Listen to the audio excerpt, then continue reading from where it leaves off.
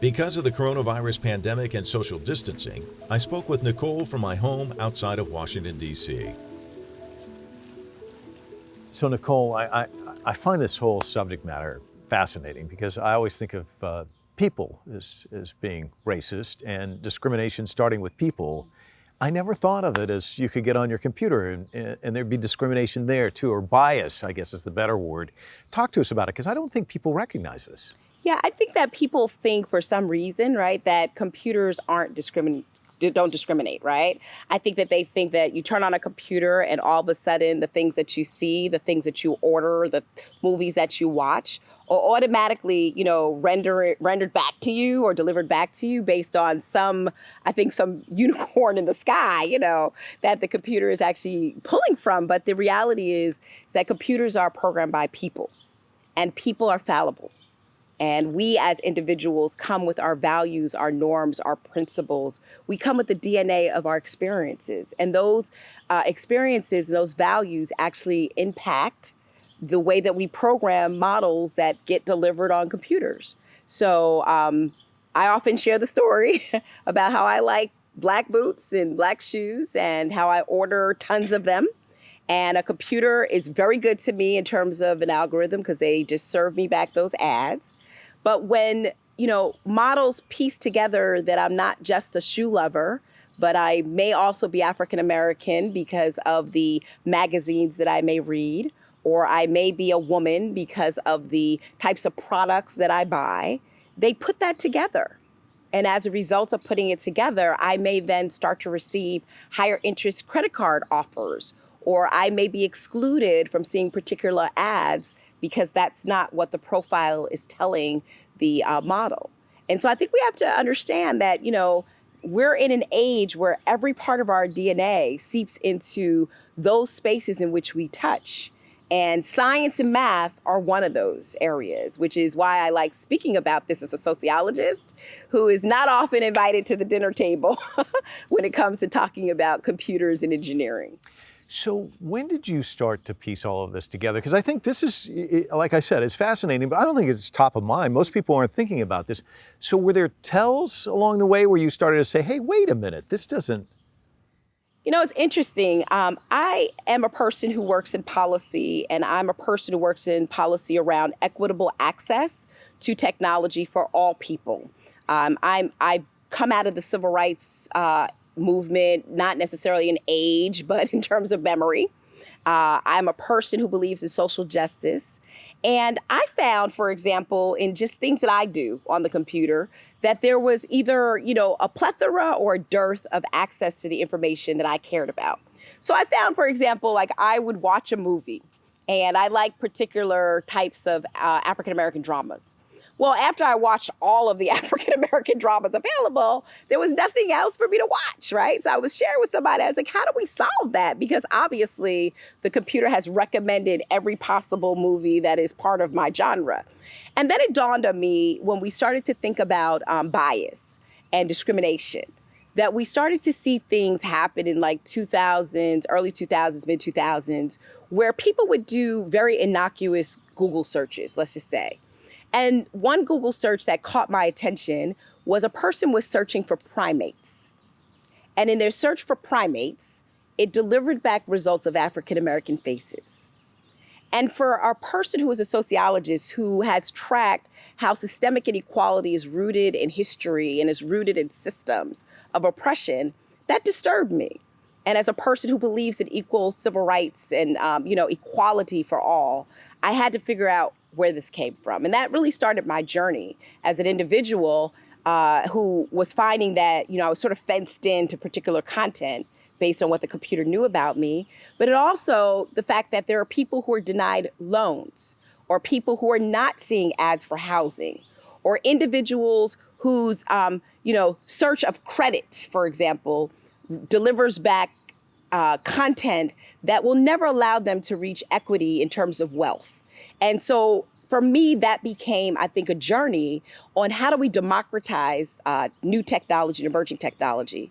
But in particular, how do we deal with what I think are the potential for us to sort of regress back in civil rights.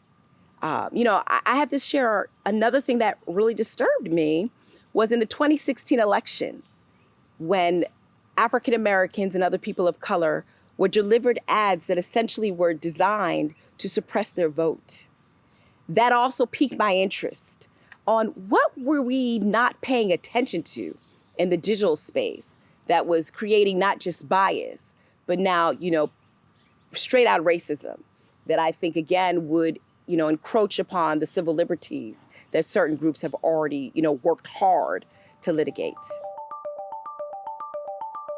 Nicol is a fellow at Brookings Institution, a Washington, D.C. think tank and director of its Center for Technology Innovation. She researches public policy surrounding access to technology and how it can create change in communities around the world. Marginalized communities, and I kind of want to just keep with the theme that you're talking about. I was at a conference in December in China, and all the conversation was about AI and 5G and all these just breakthrough technologies. And one of the panelists said, what about the people who can't afford this? Mm-hmm. And he's not just talking about specific people here in the United States, he's talking about countries that are poor. Yes. That you're going to see some just accelerating. This disparity that we see now is just going to be accentuated as we move forward. Is that a concern of yours as well? I mean, I think it is, and I'm happy to hear that you were in China and they talked about that. I've been there talking about bias, so yay for the Chinese for taking this on, right? Because it's a very uncomfortable conversation that, often we have to have with the private sector as well as government. I mean, I think to your point, the challenge going forward is that there is a digital divide that exists globally. There are billions of people that do not have access to broadband connectivity, whether it's in a fixed wireline capacity or a wireless capacity. Here in the United States, there's upwards of 20 million people who are disconnected. And some would argue that that number that the Federal Communications Commission provides is undercounted, that there may be upwards of 100 million people that are disconnected. And the challenge with that, and this is something that I'm working on in a new book that will come out soon, is that those people are digitally invisible. They're invisible not just because they cannot, participate in the new public square, which is no longer defined by downtown, but is really the discourse that happens online, but their data is not counted. And when their data is not counted, even when it's around purchasing, they do not get the innovation and services that other people get. So I'll give you another example. When Amazon was developing its Prime product, it's publicly known that they were playing around with a variety of variables to determine who would be the most appropriate customer. By the time they figured the modeling, they realized that Blacks in poor neighborhood were not the desired Prime customer. And so as a result of that, they didn't get it. And then Amazon, so correctly went back and recalibrated that model to be much more inclusive. But we've seen that countless times where people's lack of access does not determine or provide a profile for them. And I like to compare for people who are not necessarily, familiar with how artificial intelligence works and how machine learning algorithms work. Think of the ocean. And in the ocean, there are just so many areas that you could basically scale. And in this case, when you have a machine learning algorithm, it goes deeper and deeper to the ocean to the point where you cannot see it. It becomes opaque. Almost like when you're scuba diving and you go deeper and deeper at the belly of the ocean and you get a little nervous, right? Because it gets really dark. That's the way the internet works now. That all of the things that we contribute, as well as the variables that we don't, they make up who we are. And in many respects, they determine who gets marketed what. I can tell you right now, COVID-19, there are a lot of people of color who have been disproportionately impacted by this virus that are being marketed test kits that we're finding out are fraudulent or deceptive simply because the overabundance of that data was available. But what about the people who are not online, the 85 and over, the person in the nursing home?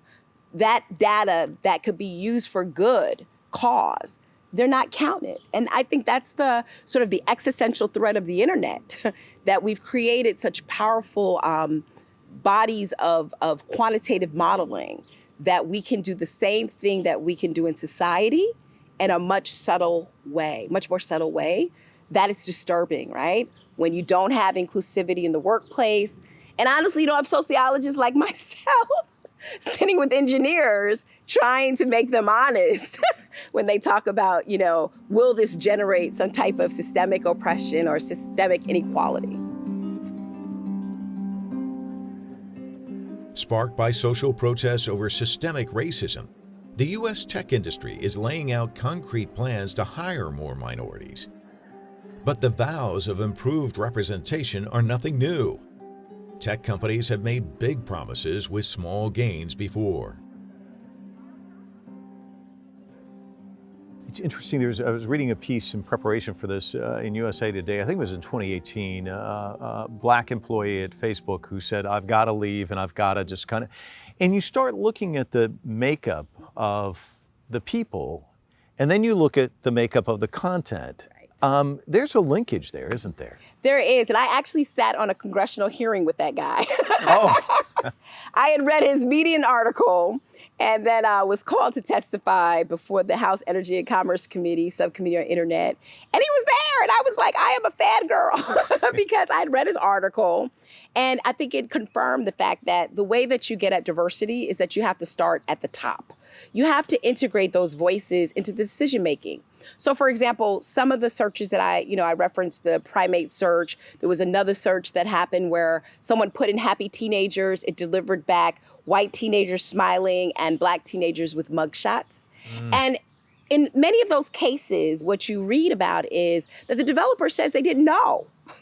And we've grown up sort of in this space of permissionless innovation that's lent itself to permissionless forgiveness.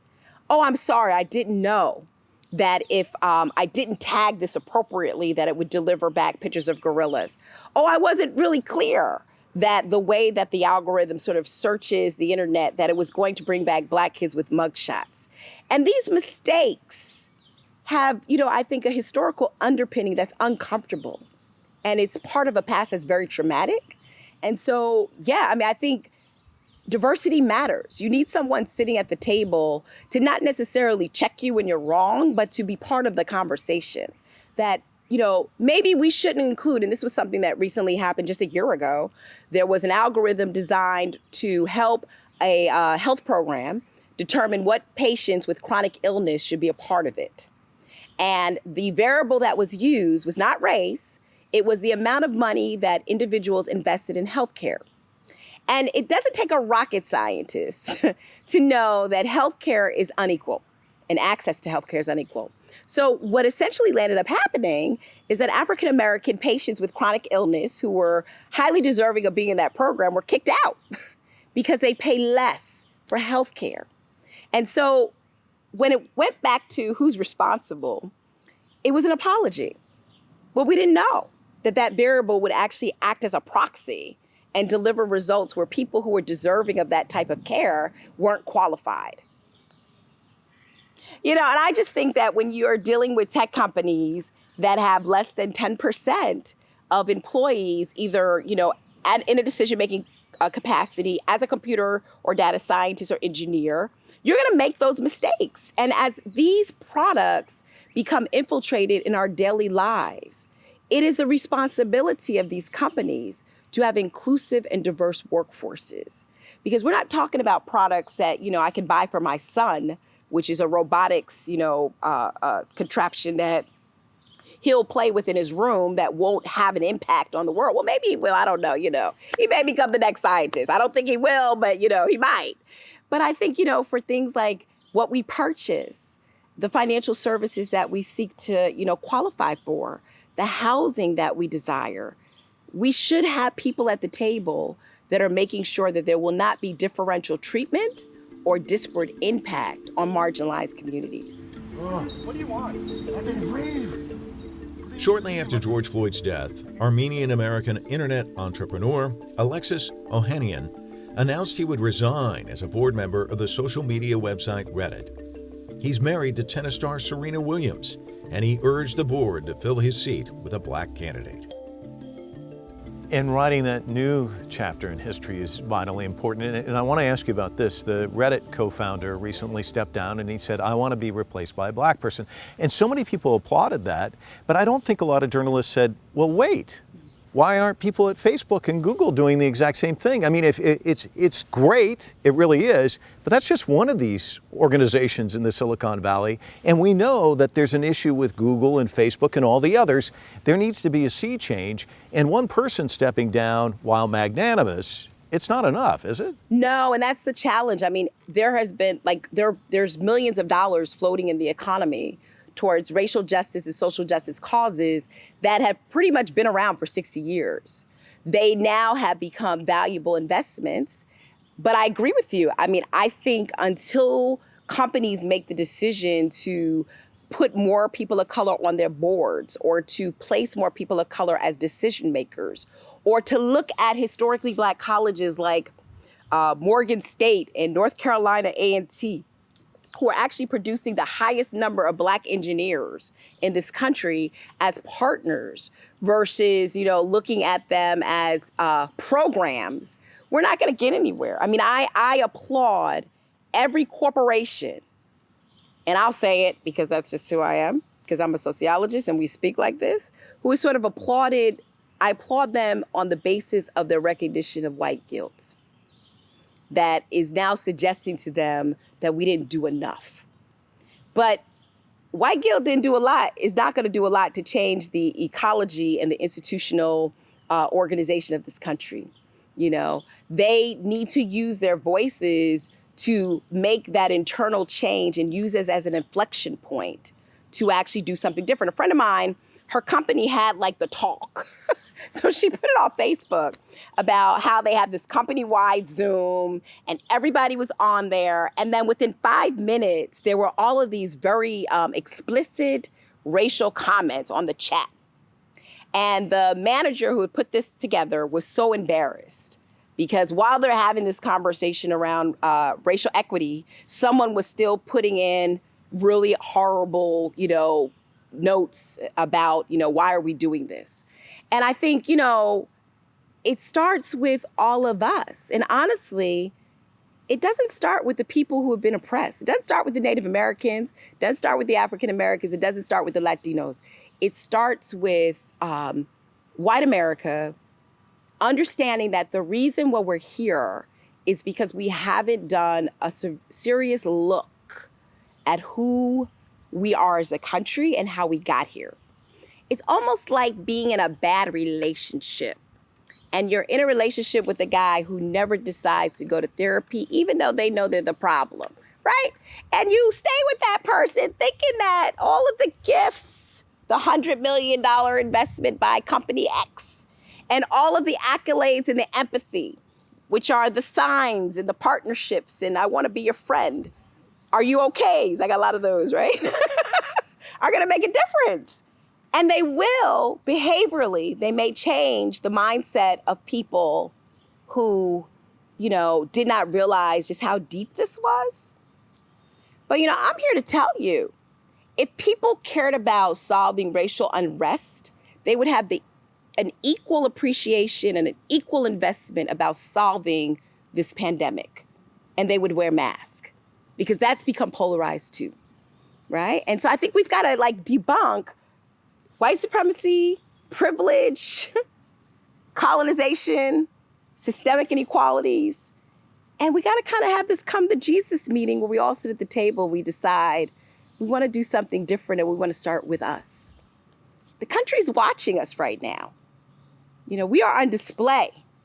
I can't thank you enough. This has been a great conversation. Really appreciate it. No, thank you. I appreciate it too. These are hard and complicated issues. And hopefully, we'll look at this later and say, thank you for having the conversation that many do not want to have. Thank you.